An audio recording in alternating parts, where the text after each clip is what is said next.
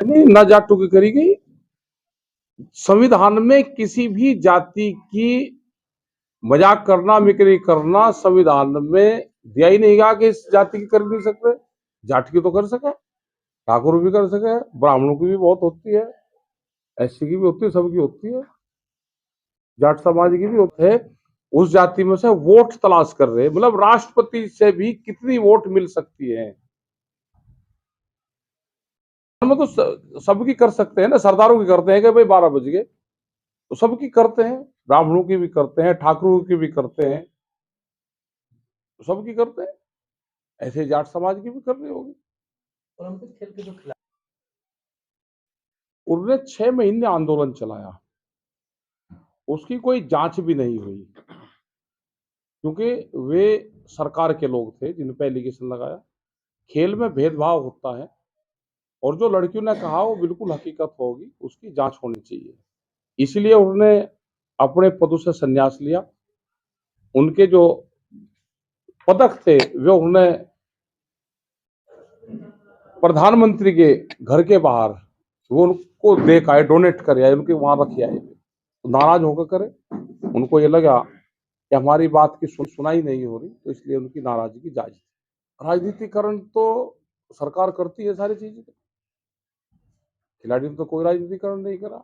सरकार की जिम्मेदारी होती है कि कोई चीज आई, ये हमारे संविधान में भी दिया गया है, और देश का बहुत खूबसूरत संविधान है, हमको उसमें राइट्स दिए गए हैं, उस पर सरकार को काम करना चाहिए। किसी ने किसी पे एलिगेशन लगा, तो देश में धाराएं हैं, उसकी जांच आप कर लो, लेकिन आप करोगे कुछ नहीं।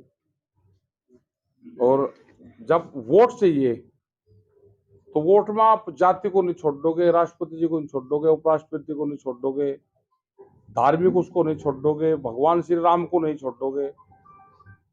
तो एक अभियान ही चला लो। अगर भगवान श्री राम की योजना चल रही, तो देश में कर्जा मुक्त किसान और नशा मुक्त भगवान श्री राम, उसके जो कॉरिडोर बन रहे हैं जहां जहां, तुम क्षेत्रों को नशा मुक्त कर दो। भगवान श्री राम निकले हैं, उनको एक कॉरिडोर बना दो कि वहां पे ना नशा बिकेगा, ना नशा कोई यूज करेगा, ना मंदिर में कोई जाएगा तो नशा करके जाएगा। तो कर्जा मुक्त किसान और नशा मुक्त भगवान श्री राम के कॉरिडोर सारे, कोई अभियान तो चलाओ। किसानों को कोई वादा पूरा नहीं हो रहा। वादा ये हो रहा है कि उद्योगपति जमीन खरीद रहा है। आपने भी देखा होगा कि सड़क के नजदीक की बहुत जमीन बिकने लग रही है। रेट कोई हो, महंगी जमीन व्यापारी खरीदता है और सस्ती जमीन किसान खरीदता है।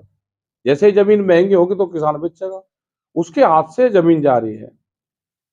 और सरकारों का यह है कि जो सरकार को चलाते हैं, जो संगठन सरकार को चला रहे हैं, जो व्यापारी लोग सरकार को चला रहे हैं, बड़े उद्योगपति, उनका है कि किसान से जमीन वापसी आनी चाहिए, क्योंकि जमीन तो राजा महाराजाओं की उनकी थी, जमीन तो रजवाड़ों की थी। ये वापसी आए, फिर जमींदारों के पास में जमीन वापसी आए। लेकिन नए जमींदार देश में पैदा हो रहे, उन पर जमीन जा रही। ये जमीन कैसे बचेगी, आने वाला संघर्ष इस पर होगा।